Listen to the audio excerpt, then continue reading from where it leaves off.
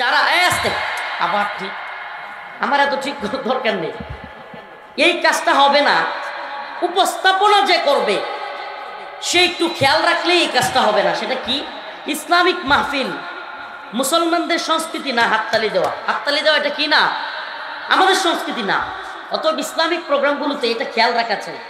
কেউ মনে কষ্ট নিলেও আমার কিছু করার নাই, আমি এমনই, আমি বলে দিই সবাইকে। এটা আমার একটা অভ্যাস যে চোখের সামনে একটা কিছু বললে আমি ওনাকেও বলছি যে এটা আপনিও বলে দিবেন। বিভিন্ন জায়গায় এটা বিড়ম্বনা তৈরি হবে। হ্যাঁ, এই যে রাজনৈতিক প্রেক্ষাপটে এটা স্বাভাবিক, কিন্তু একটা ইসলামিক মাহফিলে এসা সবাই মিলে হাততালি দিবে, এটা যেন সার্কাসের মতো লাগবে। এটা করা যাবে না। ইসলামিক মাহফিলে ঠিক বলা যাবে, আলহামদুলিল্লাহ বলা যাবে, মাশাআল্লাহ বলা যাবে। ইসলামিক বিষয়টা ইসলামিক থাকবে, ইসলামিক বিষয়টা ইসলামিক থাকবে। এই জায়গাগুলো আমি আসলে আমার আলোচনার বিষয় এটা না, তবুও আমি এটা চিন্তা করলাম যে কথাগুলো বলা দরকার। যে মানুষ অনেক সময় বুঝে না, বিড়ম্বনা তৈরি হয়, মানুষ চিল্লানি মারে, যিনি কথা বলতেছে সে মনে করে আমার বিরুদ্ধে কথা বলতেছে, তখন এখানে একটা মিসআন্ডারস্ট্যান্ডিং এর কারণে একটা প্রোগ্রামের মধ্যে বড় ধরনের ঝামেলা তৈরি হয়ে যায়। আল্লাহ পাক আমাদের বুঝার তৌফিক দান করুন। আর ওজরে বলেন আমিন।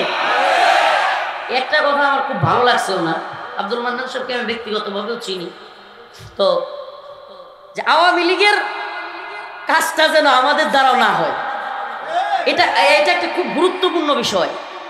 আজকে আমি এই কথাটাকে খুব ভালো লাগছে। আমি অনেকক্ষণ মোবাইল টিপছি, কিন্তু এই দু একটা কথা তো আমি খেয়াল করছি যে আওয়ামী লীগের কাজটা যেন নতুন করে আরেকটা দল এই অবস্থায় না যায়। যে কালকে একটা ভিডিও দেখলাম, মানে আপনার নিউজ একবারে নিউজ চ্যানেলে, তো একজন বলতেছে যে আমাদের এই বাজারে খুব চাঁদাবাজি হইতো, এরা একটা গর্ত করছে, এখন চাঁদাবাজরা তো গেছে গা, এটা তাইলে কারা দেখবে, এই জন্য আমরা এসে বসছি। নিউজ তো দেখছেন, বুঝলাম যেখানেই হোক আমি হাসতে হাসতে শেষ। মানে কারণ বাজারের উনি হয়তো জানে কি বলতেছে জানেন, যে আওয়ামী লীগের চাঁদাবাজরা তো গেছে গা, এখন এই অফিসটা খালি করে থাকবে, এই জন্য আমরা এসে বসছি। যাই হোক, আগের এবং পরে এই মানসিকতাটা, আরে আমরা যদি সমাজে পরিবর্তন করতে চাই তাহলে আওয়ামী লীগের যেই কাজগুলো ছিল একই কাজ আমরা যদি করি তাহলে কি পরিবর্তন হইল না? যেই লাও সেই কদু, যেই লাও সেই কদু, আমরা যেন যেই লাও সেই কদুতে পরিণত না হই। আল্লাহ পাক আমাদেরকে বুঝার তৌফিক দান করুন। আর ওজনে বলেন আমিন। কুল ইন কুনতুম তুহিব্বুনাল্লাহ ফাত্তাবিউনি ইউহিব্বুকুমুল্লাহ ওয়া ইয়াগফির লাকুম যুনুবাকুম ওয়াল্লাহু গফুরুর রহিম। আল্লাহ রাব্বুল আলামিন তার পয়গম্বর সরদারে দু আলম মুহাম্মদ আরবি সাল্লাল্লাহু আলাইহি ওয়াসাল্লামকে বলেন, ও নবী, ও প্রিয় হাবিব, জানায়া দেন পৃথিবীবাসী যদি আপনার অনুসরণ করে তাহলে আমি আল্লাহকে ভালোবাসতে পারবে, পেতে পারবে। সুবহানাল্লাহ।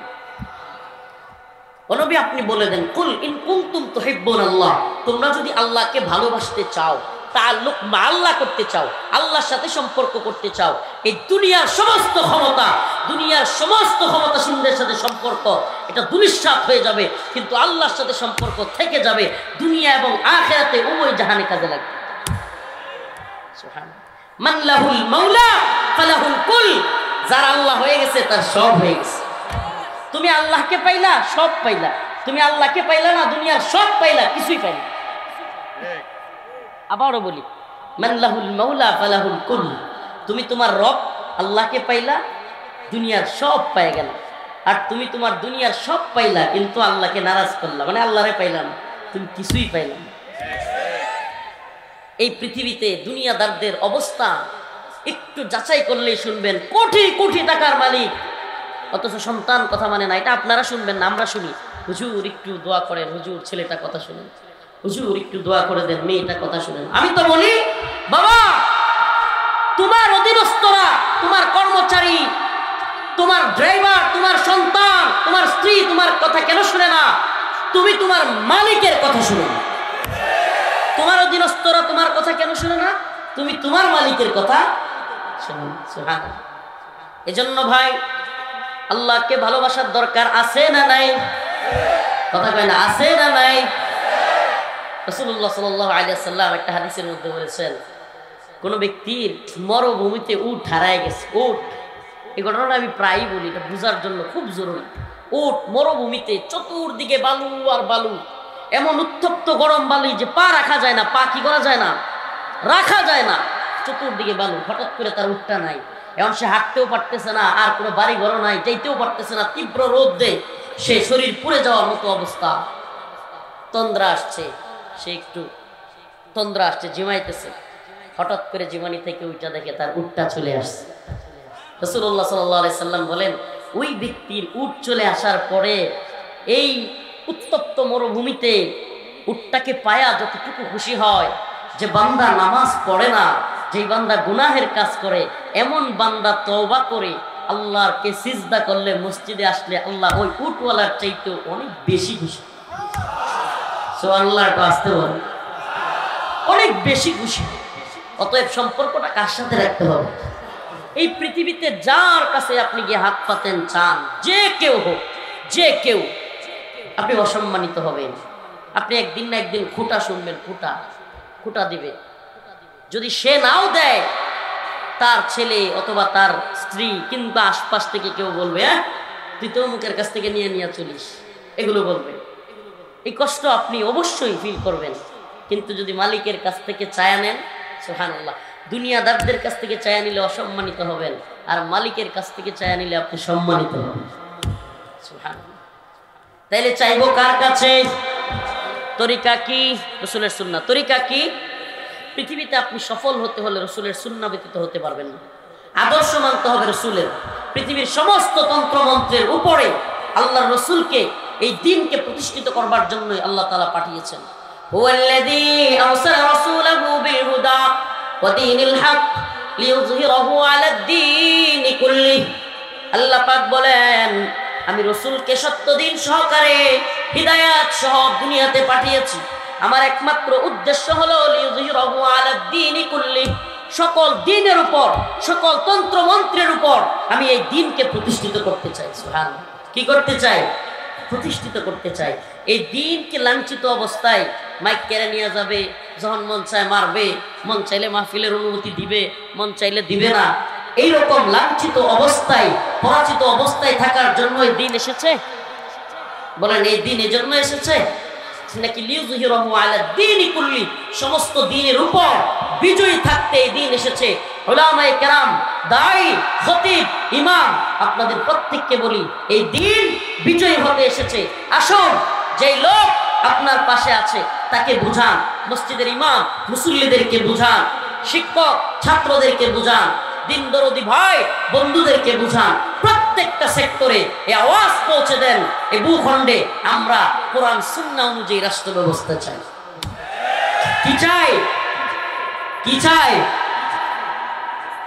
আমাকে গত কয়েকদিন ধরেই বিবিসি ওয়ার্ল্ড থেকে, একেবারে মুলিয়া থেকে আমাকে বলতেছে, হুজুর আমাদের এখানে একটা, আপনাদের মিশন কি, আপনারা কি চান, ভারতীয় আগ্রাসন সম্পর্কে কিছু বলুন। এগুলো নিয়ে একটা আমন্ত্রণ জানাচ্ছে যে আমি যেন কিছু বলি, কিছু প্রশ্ন করবে, উত্তর দেওয়ার জন্য। আসলে আমাদের মিশনটা কি? প্রত্যেক দলের বলেন, সংগঠনের বলেন, চিন্তা চেতনা থাকে, তাদের একটা ভিশন থাকে, মিশন থাকে, তারা কি করতে চায়। আমাদের মিশনটা কি? এদেশে ইসলামপন্থীদের মিশন কি এবং আমাদের মিশনটা কি হওয়া উচিত? আশ্চর্য লাগে, এদেশে কেউ আব্রাহাম লিঙ্কনের গণতন্ত্রকে বিজয়ী হিসেবে দেখতে চায়, প্রতিষ্ঠা করতে চায়, যদিও গণতন্ত্রে গোটা পৃথিবীর কোথাও নাই। গণতন্ত্রের মূল যে কথাগুলো বলে, এটার একটাও কিছুই নেই। সমাজতন্ত্র কেউ প্রতিষ্ঠা করতে চায়, কেউ লেনিনবাদ, মার্ক্সবাদ, অনেক কিছু, মাও সেতুংয়ের মতবাদ, অনেক কিছু প্রতিষ্ঠিত করতে চায়। তাদের কোনো সমস্যা হয় না। এমনকি দেখলাম আমাদের এদেশের একজন সমন্বয়ক, যিনি উপদেষ্টা হিসেবে আছেন, আসিফ মাহমুদ সজীব ভুঁইয়া, সে গত কয়েকদিন আগে একটা ফেসবুক পোস্টে বলেছে যে আমরা এদেশে একেবারে ফাইনাল বিপ্লবের ডাক দিয়েছিলাম। যদি শেখ হাসিনার পতন না হইতো, প্রয়োজনে সশস্ত্র বিপ্লবের দিকে আমরা আহ্বান করতাম। কথাটা খেয়াল করছেন কিনা কেউ?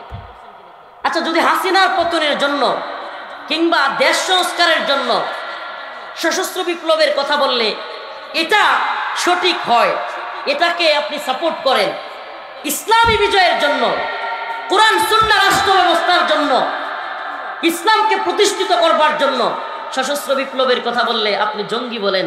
এই দুমুখী আচরণ আপনার কেন? আমার কথা মনে হয় বুঝাইতে পারি নাই, না বুঝছেন নাই? আল্লাহ পাক আয়াতে কারিমার মধ্যে বলতেছেন, কুতিবা আলাইকুমুল কিতাল ওয়া হুয়া কুরহুল লাকুম আসা আন তাকরাহু শাই ওয়া হুয়া খায়রুল লাকুম ওয়া আসা আন তুহিব্বু শাই ওয়া হুয়া শাররুল লাকুম। আল্লাহ কোরআনে বলতেছেন তোমাদের উপর যুদ্ধকে, দ্বীনের জন্য যুদ্ধকে ফরজ করা হয়েছে। কি করা হয়েছে? যুদ্ধকে ফরজ করা হয়েছে দ্বীনের জন্য। আচ্ছা, আমারে মারলে আমি সেটাকে প্রতিহত করব, এটা কি খারাপ? আমার ঘরে একজন আগুন দিতে আসছে, আমি তাকে প্রতিহত করব নাকি মসজিদে গিয়ে দোয়া করতে বসবো? আমার ঘরে আগুন লাগছে, আমি যদি মসজিদে দোয়া করতে যাই, মানুষ বলবে এর চাইতে বড় পাগল আর নাই। আগুন যে লাগাইতেছে তার হাত তো আগে সরাইতে হবে, ঠিকই ঠিক না? এটা যারা একটু রাজনীতি সচেতন তারা বুঝার কথা। বাংলাদেশে আগুন লাগাইতে চায় ইন্ডিয়ান হিন্দুত্ববাদী ভারত, এই আধিপত্যবাদী শক্তি বাংলাদেশের মুসলমানদের সাথে, বাংলাদেশের ইসলামপন্থীদের সাথে ঝামেলা পাকায়া এদেশে হয় একটা গৃহযুদ্ধ, নয়তো সামরিক আগ্রাসন, সাংস্কৃতিক আগ্রাসন, যে কোনো ধরনের একটা আগ্রাসন তারা এদেশে চায়, করতে চায়। আচ্ছা আমাকে বলেন, তাদের এই আগ্রাসন প্রতিহত করা কাদের দায়িত্ব? আমাদেরই তো। তাদের এই আগ্রাসন প্রতিহত করার দায়িত্ব কাদের?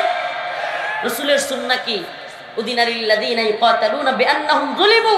আল্লাহ পাক বলেন যদি তোমার উপর জুলুম হয়, তোমাকে সেই অনুমতি দেয়া হলো যে তুমি সেটা প্রতিহত করবে। বারবার আপনারা দেখছেন কিনা, আগে তো অনেক ভারতীয় নেতারা অনেক ধরনের উস্কানি দিয়েছেই, বিভিন্ন সময় বাংলাদেশ দখলের কথা বলেছে, বিভিন্ন সময় সামরিক আগ্রাসনের কথা বলেছে। ইদানিং চট্টগ্রাম তারা নাকি দখল করে নিবে বা এটা তাদের অংশ, এই ধরনের প্রোপাগান্ডা চালায়া তাদের মিডিয়াগুলো প্রচার করতেছে। দেখেন, আমরাও বলি আমরা মুসলমান, আমরা এমনিতে মানুষ কম হইতে পারি, কামান বিমান আর মিসাইল কম থাকতে পারে, কিন্তু ইমানি পাওয়ারে তোদেরকে ইনশাল্লাহ হারায় দিব। আপনারা একটু তালেবানের ইতিহাস দেখেন, একটু পড়েন না তালেবানের ইতিহাস। রাশিয়ান, সোভিয়েত ইউনিয়ন, সোভিয়েতের এত বড় বাহিনী, এত বড় সাম্রাজ্য একত্রিত হয়ে আফগানে হামলা করেছে। সুবহানাল্লাহি ওয়া বিহামদিহি, দিন শেষে লেজ গুটায় পালায়া যেতে বাধ্য হয়েছে। তাইলে সোভিয়েত রাশিয়ার চাইতে আফগান মোল্লাদের অস্ত্রশস্ত্র বেশি ছিল, মিসাইল কামান বিমান বেশি ছিল, ট্যাঙ্ক বেশি ছিল? হ্যাঁ, কিচ্ছু বেশি ছিল না। এরপরে আমেরিকা আসলো, America, Britain, France, Germany, Japan, এরপরে তুরস্ক, অনেকগুলো রাষ্ট্র একত্রিত হইয়া নেটো জোট নিয়া আফগানিস্তানে এসে হামলা করলো। দিন শেষে আল্লাহ পাক মুসলমানদেরকে বিজয়ী করলেন। সুবহানাল্লাহ। মোল্লা ওমর রাহিমাহুল্লাহ যখন নাকি জর্জ ডব্লিউ বুশ হুমকি দিল, মোল্লা তোদের দেশ আমরা মাটির সাথে মিশাইয়া দিব, অনেক আলেমরা গেলেন মোল্লা ওমর রাহিমাহুল্লাহ রে বুঝাইলেন, মোল্লা মাত্র আমরা রাশিয়ার কাছ থেকে স্বাধীন পাইছি, এই উসামার জন্য দেশটারে এখন মেসাকার হয়ে যাবে, এটা করা যাবে না। মোল্লা ওমর তুমি দিয়ে দাও উসামারে। মোল্লা ওমর রাহিমাহুল্লাহ বললেন, সেই ঐতিহাসিক ঘোষণা চিৎকার দিয়ে উঠে বললেন, ও প্রিয় আলেম সমাজ, আমিও দেখতে চাই জর্জ ডব্লিউ বুশের ওয়াদা সত্য নাকি আমার মালিকের ওয়াদা সত্য। ঐতিহাসিক ঘোষণা, উনি চিৎকার দিয়ে বললেন, আমরা দেখতে চাই জর্জ ডব্লিউ বুশের কথা সত্য নাকি আমার রবের ওয়াদা সত্য। মোল্লা ওমর রাহিমাহুল্লাহ দেখে যাইতে পারেন নাই, কিন্তু গোটা পৃথিবী দেখেছে বুশের ওয়াদা মিথ্যা, আমার আপনার রবের ওয়াদাই সত্য। আল্লাহ পাক মুসলিমদেরকে বিজয় দান করেছেন। আমাদের তো এই মেইন স্ট্রিম মিডিয়া আমাদের দখলে নাই। CNN, Al Jazeera, BBC, Washington Post, অমুক তমুক যত মিডিয়া আছে সব তো ওদের দখলে। নাইলে দেখতেন, সঠিক নিউজ পাইলে অবাক হয়ে যাইতেন। আফগানিস্তানে যুদ্ধ করতে আসা আমেরিকান সৈন্যরা যুদ্ধ করতে করতে করতে করতে এক যুগ পার হয়ে যাওয়ার পরে অনেক যোদ্ধা আমেরিকান পাগল হয়ে গেছে। কি হয়ে গেছে? পাগল হয়ে গেছে। কেন? যারা দুনিয়াবি স্বার্থের জন্য যুদ্ধ করে, টাকা পয়সা, বাড়ি গাড়ি, ভালো থাকা, সুখে থাকা, এরা তো আখিরাত বিশ্বাসই করে না। এরা চিন্তা করে কি, হায় রে বউ নিয়ে ভালোই থাকতাম, টাকা পয়সা থাকতো, এখন যুদ্ধ করতে আসা মাইন কাছে বা আটকে গেছি, যাইতেও পারি না, সইতেও পারি না, বউয়ের কাছেও যাইতে পারতেছি না, বাড়িতেও যেতে পারতেছি না, কি সর্বনাশ হয়ে গেছে। এরা মেন্টালি পাগল হয়ে গেছে। এমনি এমনি যে যাদেরকে আমেরিকা জঙ্গি বইলা ঢুকলো, কি বইলা জঙ্গি বইলা, তাদের সাথে চুক্তি কইরা লেজ গোটায় এমনিতেই পালায় নাই। যখন দেখছে সৈন্যরা তো পাগল হয়ে যেতেছে, যুদ্ধ কাদেরকে দিয়ে করবো, পাগলের দল নিয়ে যুদ্ধ করা যাবে? হ্যাঁ, এই অবস্থা হয়েছিল প্রিয় হাজিরিন। এই জন্য বলি মুসলমানদের ইমানকে শক্ত রাখতে হবে, আমরা জাতিকে সচেতন করি। আমাদের কাজটাই এটা। আমরা কেন গ্রেফতার হলাম? মোদির বিরুদ্ধে কথা বলতে গিয়া, মনে আছে? আলেমরা কেন গ্রেফতার হয়েছিল? মোদির বিরোধিতা করতে গিয়া। এখনো বলি, নতুন করে কেউ যদি মোদি কিংবা ইন্ডিয়ার হিন্দুত্ববাদীদের দালালি করা শুরু করেন, আমরা তাদের বিরুদ্ধে দাঁড়াতেও ন্যূনতম সময় ব্যয় করব না। আমরা পাকিস্তানের দালালি মানি নাই। 2024 সালে অভ্যুত্থান প্রমাণ করে দিয়েছে দিল্লির দালালিও হাসিনাকে করতে দেওয়া হয় নাই। এদেশে পাকিস্তানের দালালি চলে নাই, ভারতের দালালি চলে নাই, আমেরিকা কিংবা ব্রিটেনের দালালিও এ ভূখণ্ডে চলবে না, চলতে দেওয়া হবে না ইনশাআল্লাহ।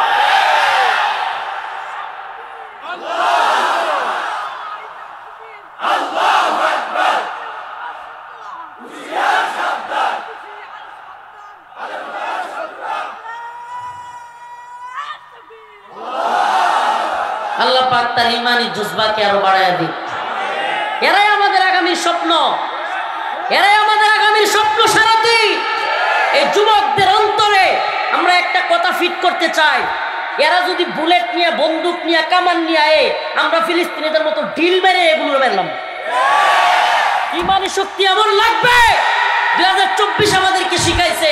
আমরা ফিলিস্তিনের ভিডিও দেখতাম, হাই হাই, কামানের সামনে সশস্ত্র বন্দুক নিয়ে, কামান নিয়ে আসতেছে, ফিলিস্তিনের ছোট ছোট বাচ্চারা ঢিল নিয়ে, গুলাইল নিয়ে ওদেরকে মারতেছে। সুবহানাল্লাহ। 2024 আমাদেরকে দেখাইছে, খোলা টোলা পুলিশ রে ছোট ছোট বাচ্চারা গিয়ে পেটের মধ্যে ঘুষি মারতেছে। সুবহানাল্লাহ। এই বিপ্লব সবচাইতে বেশি যে খুশিটা আমি হয়েছি, হাসিনার চলে যাওয়ার চাইতেও বেশি খুশি হয়েছি, আনন্দিত হয়েছি। এই উম্মার যুবকেরা বুলেটের সামনে, কামানের সামনে দাঁড়াইতে শিখছে। যে জাতি বুলেটের সামনে, কামানের সামনে দাঁড়াইতে শিখে, এই জাতিকে কেউ রুখে দিতে পারে না, দাবায় রাখতে পারে না। ইতিহাস সাক্ষী। যে জাতি প্রতিরোধ করতে জানে। ও প্রিয় হাজিরিন, মুসলিমদের সংখ্যা এত লাগে না। আল্লাহ রসুল বলেছেন, আমার উম্মত যদি 12,000-এর উপরে হয়, হাজার, আমার উম্মত যদি 12,000-এর উপরে হয়, পৃথিবীর এমন কোনো পরাশক্তি নাই আমার উম্মতকে নিশ্চিহ্ন করে। সুবহানাল্লাহ। রসুলের ঘোষণা 12,000, কয় হাজার?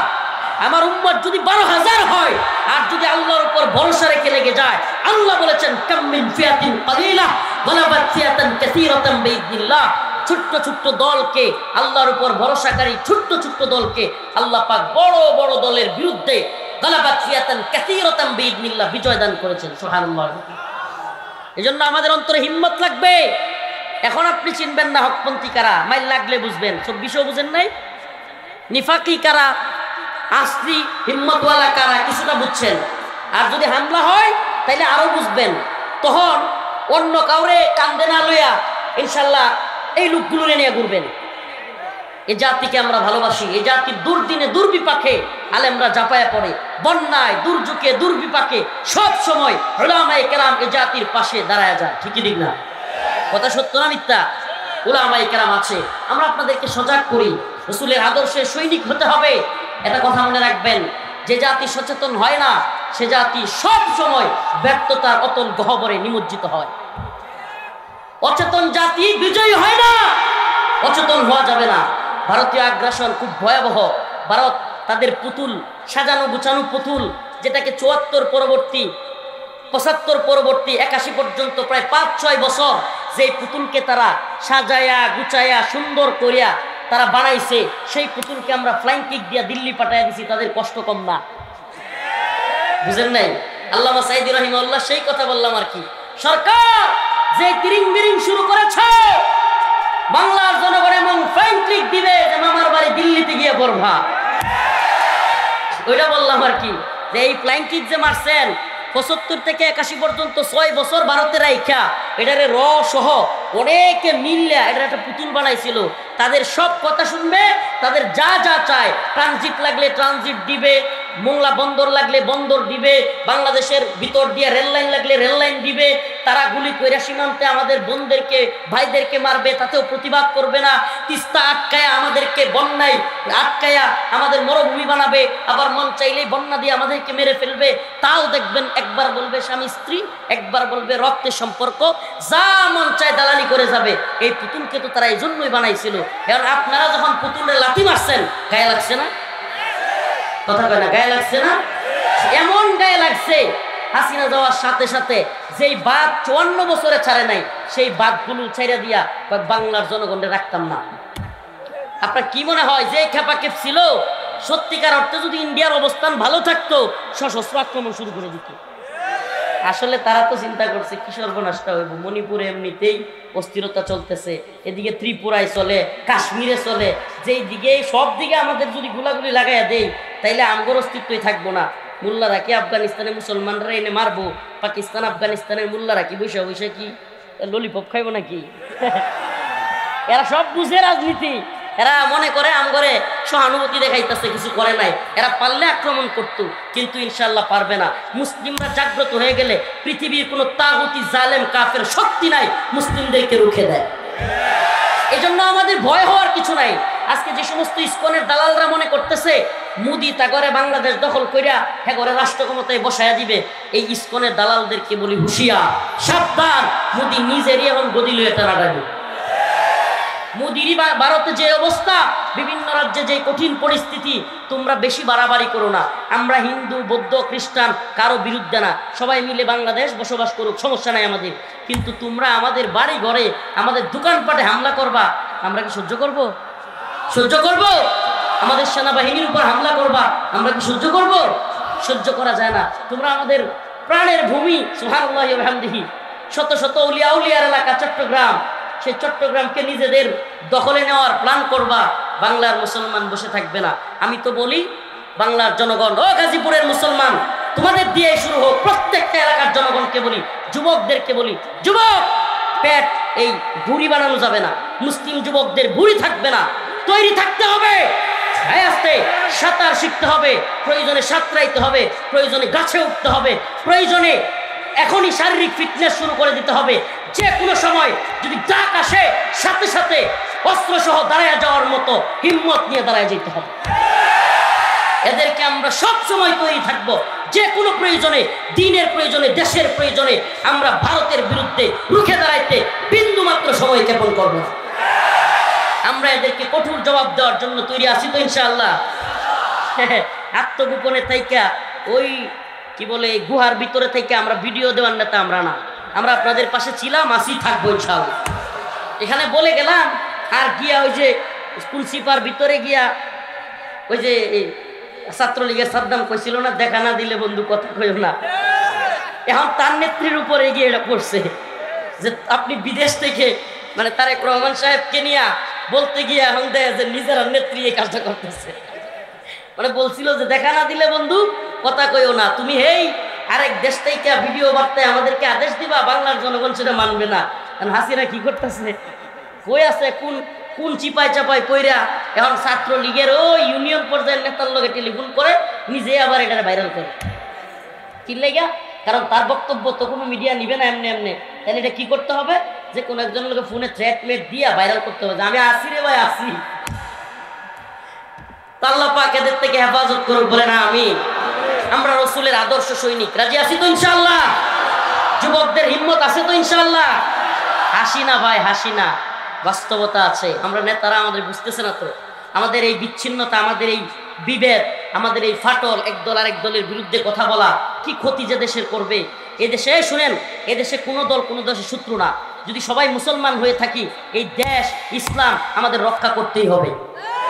এই শত্রুতা, এই বিরোধ, এগুলো ভারত এবং এই আওয়ামী লীগের। আপনি কি মনে করেন? আমি গতকালকে আমার এক আত্মীয় গত কয়েকদিন আগে জিজ্ঞেস করছিলাম, আওয়ামী লীগের নেতা, পরিচিত নেতা, আচ্ছা বলেন তো আপনি, মানে এই লোকটা একটু সচেতন টাইপের, কথা বলে সঠিক। আমি বলছিলাম সত্যি বলেন, যদি সত্যি ভারত আমাদেরকে হামলা করে বাংলাদেশে, আওয়ামী লীগের অবস্থান কি হবে? সরাসরি ভারতের পক্ষ নিব। এরপরে যেটা উনি বললো সরাসরি এরা ভারতের পক্ষ তো নিবই, ভারত হামলা করার সাথে সাথে একবারে সাথে সাথে গিয়া বিএনপি জামাত হেফাজতের বাড়ি ঘরে গিয়ে হামলা করবে। এদের কোনো কাজ নাই, এরা ডিরেক্ট এটা করবে। তাইলে এরা কি দেশের শত্রু কিনা? কথা কন না, দেশের শত্রু কিনা? ইসলামের শত্রু কিনা?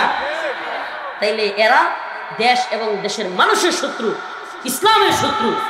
আমি বলি, আমি প্রায় প্রোগ্রামে ইদানিং বলতেছি, আয় রে আমি উপদেষ্টারাও আওয়ামী লীগ এবং ইসকনের এত বড় শত্রু না যেটা আমি।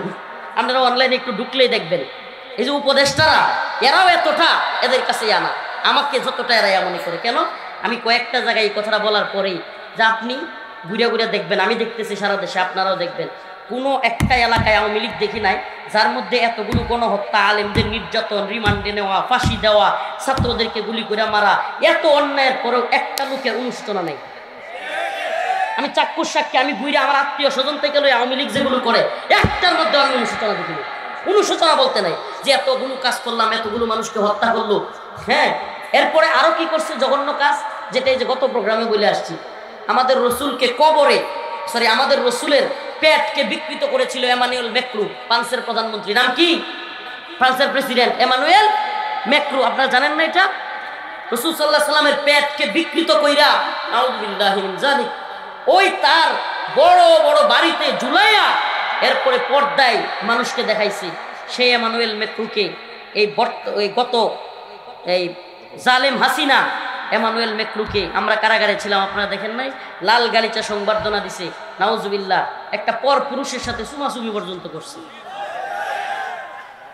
আপনারা হাসেন, কষ্ট লাগে না? রসুলকে যে কটূক্তি করেছে পৃথিবীর সবচাইতে কুখ্যাত সাতেম, অথচ তার আমাদের উচিত ছিল তাকে ঘৃণা করা, তাকে লাল গালিচা সংবর্ধনা দিয়েছে। শুধু তাই না, সেই লোকটার সাথে গলাগলি দরাদরি, সেই লোক তার গালে। ওদের সংস্কৃতি আর আমাদের সংস্কৃতি কি এক? ওকে বলা উচিত ছিল না যে আমাদের দেশে এটা চলে না, ইসলামপন্থীরা এটা সহ্য করবে না, বা আমরা মুসলিম। আসলে এগুলোর কোনো ধর্মই নেই। আল্লাহ পাক আমাদের বুঝার এবং আমল করার তৌফিক দান করুন। তো আমরা যে আয়াত কারীমা তিলাওয়াত করেছি, কুল ইন কুনতুম তুহিব্বুনাল্লাহ ফাত্তাবিউনি ইউহিব্বুকুমুল্লাহ ওয়া ইয়াগফির লাকুম যুনুবাকুম ওয়াল্লাহু গফুরুর রহিম। আল্লাহ রাব্বুল আলামিন বলেন, হে নবী আপনি জানায়া দেন, ইন কুনতুম তুহিব্বুনাল্লাহ, যদি আল্লাহকে ভালোবাসতে চাও তবে তোমরা রাসূলকে অনুসরণ করো। কাকে? আল্লাহকে ভালোবাসতে চাইলে, পাইতে চাইলে আমাদেরকে কোন পথে অবলম্বন করতে হবে? রসুলের পথে, রসুলের সিরাত, রসুলের সুন্নাহ যেই পথে যাইতে বলে। যদি আমরা রসুলের সুন্নাহ অবলম্বন করি, ইউহিব্বুকুমুল্লাহ, আল্লাহ আমাদেরকে ভালোবাসবেন। সুবহানাল্লাহ। ওয়া ইয়াগফির লাকুম যুনুবাকুম, আর আল্লাহকে যারা ভালোবাসবে, আল্লাহ যাদেরকে ভালোবাসবে, আল্লাহ বলেন আমি তাদের পিছনের গুনাহগুলি মাফ করে দেব। আল্লাহু গফুরুর রহিম, আল্লাহ অত্যন্ত দয়ালু এবং ক্ষমাশীল। আল্লাহ পাক আমাদের সবাইকে রসুলের আদর্শের উপরে অটল অবিচল থাকবার তৌফিক দান করুক, বলেন আমিন। আরো জোরে বলেন আমিন। ঈমান আনার পর দুইটা মাসআলা বলে যায়। ঈমান আনার পর সবচাইতে গুরুত্বপূর্ণ কাজ হলো মুসলিমদের ভূমি রক্ষা। আবারও বলতেছি, নামাজ নয়, নামাজ নয়, রোজা নয়, হজ নয়, যাকাত নয়, ঈমান আনার পর সবচাইতে গুরুত্বপূর্ণ কাজ হলো মুসলিমদের ভূখণ্ড রক্ষা করা। আল্লাহর রাসূল ভূখণ্ড রক্ষার জন্য 4 ওয়াক্ত নামাজ কাজা করেছিলেন। এটা আলেমগণ জানেন, খতিবগণ, মুফতিগণ জানবেন। আল্লাহর রাসূল ভূখণ্ড রক্ষার জন্য, অতএব এই ভূখণ্ডের উপর যদি কোনো আঘাত আসে, ইনশাআল্লাহ আমরা সেটা রুখে দিব তো, ইনশাআল্লাহ রুখে দিব তো, ইনশাআল্লাহ। আমাদের তাই এই ইস্যুতে ভেদাভেদ করলে দেশ, জাতি, ধর্ম সব ধ্বংস হবে। এজন্য এই ইস্যুতে, ভারতীয় ইস্যুতে, আওয়ামী লীগ ইস্যুতে আমরা কোনো ছাড় দিতে রাজি। জালেমকে নমনীয়তা দেখানো মাজলুমদের সাথে গাদ্দার। আবারও বলতেছি, জালেমদের সাথে নমনীয়তা দেখানো মাজলুমদের সাথে গাদ্দারি। মাজলুমদের সাথে, শহীদদের সাথে গাদ্দারি করা যাবে না। আমরা সব দলকে বলবো, ঐক্যবদ্ধ থাকুন ভারতীয় আগ্রাসনের বিরুদ্ধে এবং আওয়ামী জালিমদের বিরুদ্ধে সব সময় ঐক্যবদ্ধ থাকতে হবে। না হলে এই দেশে আবারও এরা সুযোগ নিবে এবং দেশ, জাতি, ইসলামের যা করার, আপনারা কি মনে করেন প্ল্যান করে করে হাসিনা প্ল্যান করে করে কাদেরকে কার পরে সাইজ করতে হবে, জামাতকে কখন সাইজ করতে হবে, হেফাজতকে কখন সাইজ করতে হবে, বিএনপিকে কখন সাইজ করতে হবে, এদেশ থেকে রাষ্ট্রধর্ম ইসলাম কবে বাতিল করতে হবে, এরপরে রাষ্ট্রধর্মের বিপরীতে এই ধর্মনিরপেক্ষতা কবে কায়েম করতে হবে, এইগুলো প্ল্যান করা ছিল, প্ল্যান করা। এই প্ল্যান করে করে হাসিনা আগাইতেছিল। আল্লাহ কয় ওমাকারু ওমাকারাল্লাহ ওয়াল্লাহু খায়রুল মাকিরিন। তুইও ষড়যন্ত্র করবি আর আমি আল্লাহ হইলাম উত্তম পরিকল্পনাকারী। আল্লাহর পরিকল্পনা কি? আল্লাহ পাক বিভিন্ন দল দিয়া মত দিয়া শেষ করেন নাই, ছোট ছোট ছাত্ররা দিয়া ফ্লাইং কিক মেরে দিছে। আল্লাহ পাক আমাদের বোঝার তৌফিক।